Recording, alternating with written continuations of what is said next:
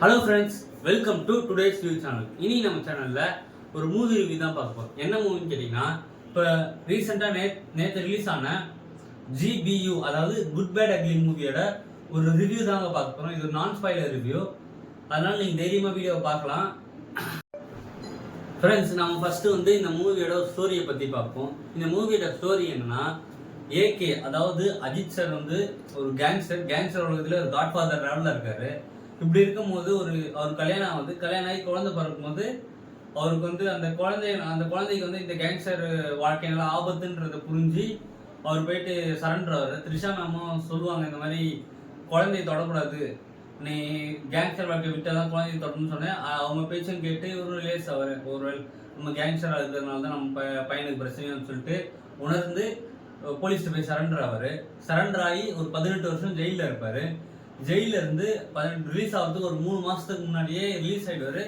அது ஏன்னா அவங்க பையனுக்காக ரிலீஸ் ஆவார். அப்படி ரிலீஸ் ஆகி வரும்போது பார்த்தீங்கன்னா அவங்க பையனுக்கு ஒரு பிரச்சனை வரும். அது என்ன பிரச்சனை, அந்த பிரச்சனையிலேருந்து பையனை காப்பாற்றினாரா இல்லையா, அது யாரோட பிரச்சனைன்னு சொல்லிட்டு அதுதான் இந்த படத்தோட மொத்த கதையே. இதுதான். அடுத்து இந்த படத்துக்கு மியூசிக் வரும். இந்த படத்தோட மியூசிக் டைரக்டர் நம்ம ஜி பிரகாஷ் சார் தான் மியூசிக் போட்டிருக்காரு. மியூசிக் எந்த இடத்துல எப்படி இருக்குமோ பக்காவா இருக்கு. மியூசிக் எப்படி சொல்றேன்னா, இந்த படத்துல ஒரு ஒரிஜினல் சாங் ஒன்று தான், GBU மொமை, காட் பிளஸ் யூ மொமை தான் ஒரிஜினல் சாங். மற்றபடி எல்லாமே ரெட்ரோ சாங்ஸ் தான் போட்டிருக்காங்க. ரெட்ரோ சாங் எக்ஸாம்பிள் சொல்லணும்னா ஆளுமா டோலுமா, தொட்டு தொட்டு பேசும் சுல்தானா, அப்புறம் இளமை இதோ அந்த மாதிரி அப்புறம் புலி டார்கி சார்து அந்த புலி அந்த பிஜிஎம் எல்லாம் பயங்கரமா இருக்கு. அப்படியே இது மட்டும் இல்லாம நிறைய சாங்ஸ் எங்கெங்க பிளேஸ் பண்ணா கரெக்டா இந்த இடத்துல இந்த சாங் பிளேஸ் பண்ணி, இந்த இடத்துல இந்த சாங் பிளேஸ் பண்ணணும்னு சொல்லிட்டு கரெக்டா அங்கங்க பிளேஸ் பண்ணியிருக்காரு. அதுவும் பயங்கரமா இருந்துச்சு, ஒரு பக்காவா சூப்பரா இருந்துச்சு. அப்புறம் நான் இந்த படத்தோட காஸ்டியூம்ஸ், இந்த படத்துடைய காஸ்டியூம் டிசைனர் நம்ம டைரக்டர் விஷ்ணுவர்தன் சார் இருக்கார் இல்லையா, அவங்களுடைய ஒய்ஃபான அனுவர்தன் மேம் தான் இந்த படத்துக்கு காஸ்டியூம் டிசைனர் ஒர்க் பண்ணியிருக்காங்க. காஸ்டியூம்ஸ்லாம் ரொம்ப பயங்கரமாவே சூப்பராகவே இருக்கு. அவரோட காஸ்டியூம்ஸ்லாம் ஒரு கூலா, ஒரு ரொம்ப நாளுக்கு அப்புறம் அஜித் சார் ரொம்ப கலர்ஃபுல்லா பார்த்த மாதிரி இருந்துச்சு. ரொம்ப கலர்ஃபுல்லா இருந்தாரு. இந்த படத்துல எனக்கு ரொம்ப பிடிச்ச காஸ்டியூம் என்னன்னா, ஒரு பில்லா ஸ்டைல்ல ஒரு கோட் சூட் போட்டு ஒரு ஃபிளைட் கோட் சூட் போட்டு அவங்க அந்த சீன்லாம் பயங்கரமா இருந்துச்சு. அப்படியே அவருக்குமே அந்த சால்ட் அண்ட் பெப்பர் லுக்குக்கும் அந்த கோட்டுக்கும் ஒரு மாதிரி சூப்பரா இருந்தாரு. அந்த லுக் அந்த லுக் தான் எனக்கு ரொம்ப பிடிச்ச லுக்கு. அதுக்கப்புறம் நம்ம பிரசன்னா சாரும் சுனில் சாரும் இந்த படத்துல நடிச்சிருக்காங்க இல்லையா, அவங்களோட ரோல் பத்தி வருவோம். அவங்களோட ரோல்ஸ் இந்த படத்துல ரொம்ப இம்பார்ட்டன்ட் கேரக்டர் கிடையாது, ரொம்ப இம்பார்ட்டன்ட் ரோல் கிடையாது. அஜித் சார் கூடயே அஜித் சார் கேங்லேயே இருக்கவங்க தான் அவங்க 2 பேரும். அப்படியே 2 பேருக்கும் ஒரு ஸ்க்ரீன் டைமும் கொஞ்சம் கம்மியாக தான் இருக்கு. அப்புறம் இந்த படத்தோட காமெடி அவர் ஆதிக் ப்ரோட போன படமான மார்க் அண்டியில் ஃபுல் அண்ட் ஃபுல் காமெடி ட்ராக்ல தான் வரும். இந்த படம் அந்த கோடப்பை லைட்டை அப்படி டச் பண்ணிட்டு அப்படி இருக்குன்னு தான் சொல்லணும். ஏன்னா காமெடி ரொம்ப இல்லை, ஆனா காமெடி இருக்கு, அந்த லெவல்ல தான் இருக்கு.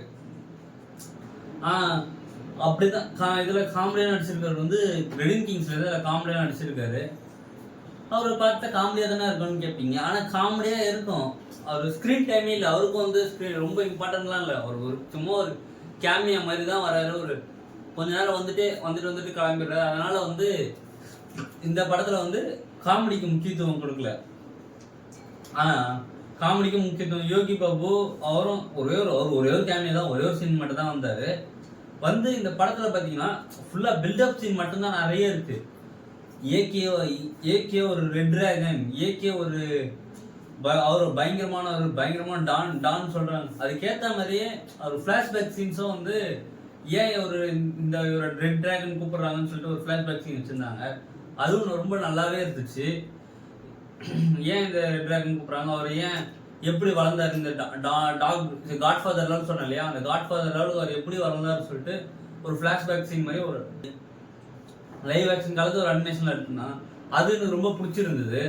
அதுக்கப்புறம் நம்ம பார்க்க போனா த்ரிஷா மேம் கேரக்டர் இந்த படத்துல இம்பார்ட்டன்ட் கேட்டா ஆமா கொஞ்சம் இம்பார்ட்டன்ட் தான். ஏன்னா அவங்க இல்லைன்னா இந்த ஸ்டோரி நவுறாது. ஒரு ஸ்டோரி நவுற மாதிரி தான் த்ரிஷா மேம் கேரக்டரை டிசைன் பண்ணிருக்காரு நம்ம ஆதிக் ப்ரோ. ஏன்னா சில மூவிஸ்லாம் பார்த்தீங்கன்னா ஹீரோயின்ஸ் வந்து தேவையில்லாத தேவையானது இல்லாமல் தேவையில்ல சும்மா வந்துட்டு பார்த்துக்காக ஹீரோயின்ஸ் வச்சிருப்பாங்க. அந்த மாதிரி இல்லாமல் இந்த படத்தில் வந்து ஹீரோயினுக்கு வந்து ஒரு முக்கியமான ரோல். அவங்களால வந்து கதையில் கொஞ்சம் கதை மூவ் ஆகுது, அடுத்த கட்டத்துக்கு கதை மூவ் ஆகுது. அந்த லெவலில் தான் ஹீரோயின்ஸ் இருக்காங்க. அப்புறம் நம்ம அர்ஜுன் தாஸ் சார், அவரோட நடிப்பு, அவர் வந்து ஒரு இதுவரையும் நம்ம ஒரு சீரியஸான டோன்ல தான் பார்த்து நிறைய பண்ணியிருக்காரு. சீரியஸான டோன் தான் நிறைய பண்ணியிருக்காரு. ஆனால் இந்த படத்தில் வந்து ஒரு ஃபங்கியான வில்லனா அவர் வந்திருக்காரு. அந்த வில்லனிசம்ல ஒரு ட்விஸ்ட் இருக்கு. ட்விஸ்ட் வந்து கதைக்கு வந்து பெருசாக முக்கியம் இல்லை. அந்த ட்விஸ்ட்னால அந்த படம் ஓடும். ஆனால் வந்து ஓகே, அந்த ட்விஸ்ட் இருக்கு. நான் அந்த ட்விஸ்ட்டை ரிவீல் பண்ண விரும்பல, ரிவீல் பண்ண ஸ்பாய்லர் ஆகிடும். அதனால நான் ட்விஸ்ட்டை ரிவீல் பண்ணல. பட் ஒரு என்னோட பர்சனல் ஒப்பீனியன்ல இந்த கேரக்டருக்கு வந்து எஸ் சூர்யா சார் ஃபிட் ஆயிருப்பாரோ அப்படின்னு தோணுது. ஏன்னா வந்து அவர் இந்த மாதிரி ஃபங்கி கேரக்டர்ஸ்லாம் சூப்பராக பண்ணுவார். அவர் அந்த மாதிரி கேரக்டர்ஸ்லாம் சூப்பராக பண்ணக்கூடிய ஆள். அதனால வந்து எஸ் சூர்யா சார் சொன்னேன். ஆனால் இந்த படத்துக்கு வந்து அர்ஜுன் தாஸ் சார் ஏன் கேஷ் பண்ணாங்கன்னா, ஏன்னா வந்து இந்த மூவியில் வந்து வில்லன் வந்து எங்கேஜாக இருக்கணும், அது ரொம்ப அவசியம். ஏன்னா அதுக்கு ஒரு ரீசனும் இருக்கு. அந்த ரீசன் வந்து நீங்கள் மூவியில் போய் பாருங்க. எஸ் சூர்யா சார் இல்லையோ இந்த படத்தில் அப்படின்ற மாதிரி தான் தோணுச்சு. அப்புறம் முக்கியமான விஷயம், இந்த படம் வந்து யாருக்காக, ஏகே ஃபேன்ஸ்க்காக தான் படம் எடுத்து வச்சிருக்காரு. ரெஃபரன்ஸ் ஏகப்பட்ட ரெஃபரன்ஸ் ஃபுல்லாக அள்ளி தெரிச்சிருக்காரு ஆதிக் ப்ரோ. அந்த தீனாலேருந்து கொஞ்சம், அட்டகாசத்துலேருந்து கொஞ்சம், வாலிலேருந்து கொஞ்சம், வரலாறுலேருந்து கொஞ்சம் சொல்லிட்டு எல்லாத்தையும் எடுத்து ஒரு மிக்சியில் போட்டு அரைச்சி அப்படி எடுத்துகிட்டு வந்துருக்காரு. இதுதான் இந்த ஜான் விக் மூவிலாம் வர ஒரு ரெஃபரன்ஸ் இருக்கு. நிறைய மூவி இங்கிலீஷ் மூவிலாம் கூட லிங்க் வச்சிருக்காரு இந்த மூவிக்கு. அதெல்லாம் பார்க்கறதுக்கே கொஞ்சம் டிஃப்ரெண்டாக இருந்துச்சு. என்னடா இது இப்படி இருக்க ஒரு சர்ப்ரைஸாக இருந்துச்சு. அதுக்கப்புறம் வந்து நம்ம ஏகே சாரை பற்றி நம்ம சொல்லணுமா? அவரோட ஆக்டிங் பற்றி நான் சொல்லி தான் உங்களுக்கு தெரியணும்னு இல்லை. ஆஸ் யூஸ்வல் சூப்பராக பட்டையை கிளப்பிட்டார். அவர் ஆக்டிங் பற்றி நம்மளால சொல்ல முடியாது. சூப்பராக பட்டையை கிளப்பிட்டாரு. நம்ம இந்த படத்தில் நம்ம தளபதியோட ரெஃபரன்ஸும் இந்த படத்தில் இருக்கு. ஒரு ரெண்டு சீன் இருக்கு தளபதியோட ரெஃபரன்ஸு. அதெல்லாம் பார்த்தீங்கன்னா அது வர இடமும் ரொம்ப பீக்காக இருக்கு. ஆக மொத்தத்தில் இந்த படம் வந்து ஒரு ஆதிக் ப்ரோவோட ஒரு ஃபேன் பை சம்பவம் தான் இந்த மூவி.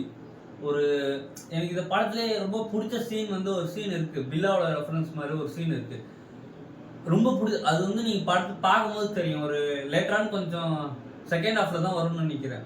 ஆமாம், செகண்ட் ஹாஃப்ல தான் வரும். அந்த மாதிரி ஒரு சீனு ஒரு பயங்கரமாக இருக்கு. அந்த மாதிரி ஒரு சீனில் ஒரு பயங்கரமாக போட்டிருக்கா. அதனால தான் எனக்கு அந்த படம் வந்து அந்த சீன் வந்து ரொம்ப பிடிச்சிருக்கு. நீங்கள் போய் பாருங்களேன், பார்த்தீங்கன்னா உங்களுக்கே தெரியும். அதே மாதிரி இன்டர்வல் பிளாக் வந்து சூப்பராக இருந்துச்சு. அந்த இது ரிவீல் பண்ணுற மாதிரி இருக்கு. அதனால நான் இந்த சொல்லலை. இன்டர்வல் பிளாக் சூப்பராக இருக்கு. நீங்கள் படத்தை போய் தேட்டரில் போய் பாருங்க. தேட்டரில் மிஸ் பண்ணாதீங்க. இது எப்படியாப்பட்ட படம்னு கேட்டிங்கன்னா, ஒரு மசாலா ஆக்ஷன் மூவி தான். ஒரு தேட்டரிக்கல் பீக் மூமெண்ட்ஸ் நிறைய இருக்கக்கூடிய படம். போன படம் விடாமுயற்சி வந்து அஜித் சாரோட படமான விடாமுயற்சி வந்து தேட்டருக்கு ரொம்ப கம்மியாக இருந்துச்சு. ஆனால் வந்து இந்த படத்தில் வந்து முக்கால்வாசி அப்படியே ஆப்போசிட்டாக தேட்டரிக்கல் மூமெண்ட்ஸ் தான் அதிகமாக இருந்துச்சு.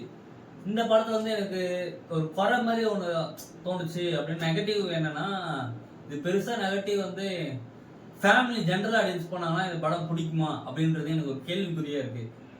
ஏன்னா இதை வந்து ஃபுல்லாக வந்து அஜித் சாரோட ரெஃபரன்ஸு அப்படின்னு சொல்லி ஃபுல் அண்ட் ஃபுல் ரெஃபரன்ஸ்லேயும் ஒரு மாஸ் கேமியோஸ்லேயும் வச்சு ஓட்டிட்டாங்க. ஆனால் ஜென்ரல் ஆடியன்ஸ் வந்து ஒரு ஸ்டோரி, நம்ம நல்ல ஸ்டோரியை எதிர்பார்த்து போனாங்கன்னா ஒரு ஏமாற்றம் அடைவாங்களோ அப்படின்ற மாதிரி தான் எனக்கு தோணுது. அதனால வந்து இந்த படத்துக்கு வந்து என்னோட ரேட்டிங் வந்து ஒரு 10க்கு ஒரு 7 இல்லை 8 தருவேன்.